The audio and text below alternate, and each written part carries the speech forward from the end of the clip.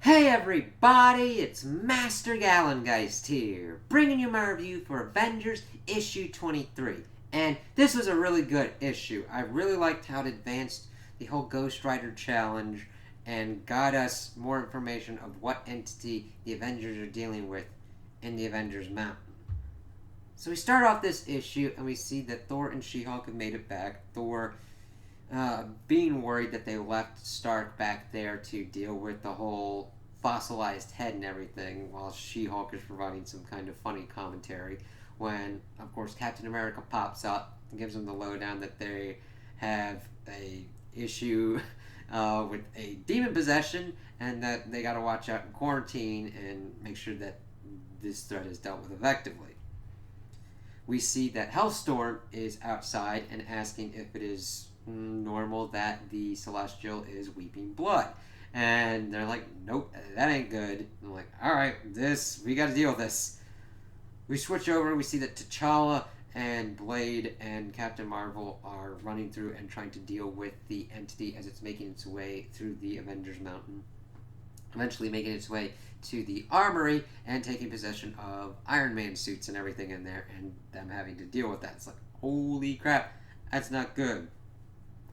We switch over and we see that Blaze is explaining everything to Robbie with the Ghost Rider challenge. How the first one was like between the Mammoth Ghost Rider and Odin, and then the next kind of big one was with Noble Kale and Chief Hellhawk for the Soul of the New World, and that, from what most people could tell, both of them lost. And then coming into more modern times with, of course, Danny Ketch and Johnny Blaze. But the funny part is that Robbie wasn't racing. He's like, I was halfway to the River Styx before I found out that I was just talking to myself. Robbie's just like, I don't want this. Take it from me. I don't want to be a Ghost Rider.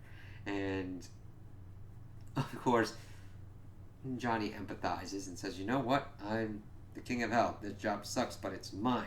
And I need your power added to mine to make sure I keep a lid on this thing. Because guess what? Everybody out here wants me dead. Nobody here likes me. And I want to make sure that Mephisto doesn't get in the power of this, so we're going to have to do this. But, of course, Robbie's just like, take it. I don't care. This is where Blaze then goes and threatens to take Gabe, and this sets him off as he punches Johnny, and we see a cool little bit where he has to reset his jaw. He's like, fine, we'll race. And that he's pretty much going to regret that. Now, granted, if you're really into Ghost Rider lore and have read a lot of stuff with Johnny, you'll be like, that's not really an effective threat, because Johnny really wouldn't do that. But see, Robbie doesn't know Johnny like we do and takes that threat very seriously. And we see that Johnny's pretty much just trying to provoke him to get this done and saying, congratulations, you made your first deal with the devil, you're now a Ghost Rider. And I kind of like that. We go back to Hellstorm, and he has finally gotten kind of like a hook into the spirit and is really freaked out with what he has seen, being like, this is the finest mass murderer I've ever seen, and that these powers are very different than what I was expecting. This thing isn't really from the hell that we know. And we see that the mountain is moving, and that it kind of freaks out Blade, T'Challa, and Captain Marvel, but of course Boy Thing is able to spread itself throughout the mountain and uses powers to mess with the entity. And we see that Thor and She-Hulk are trying to go up against the entity as it's trying to get back into its regular form, which is kind of freaky.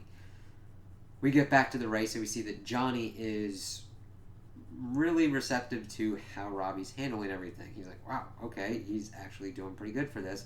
Thing is, he really needs to let loose and use the power of that car. Of course, Robbie's pretty much shit-talking him, being like, your bike would be laughed off the streets of L.A.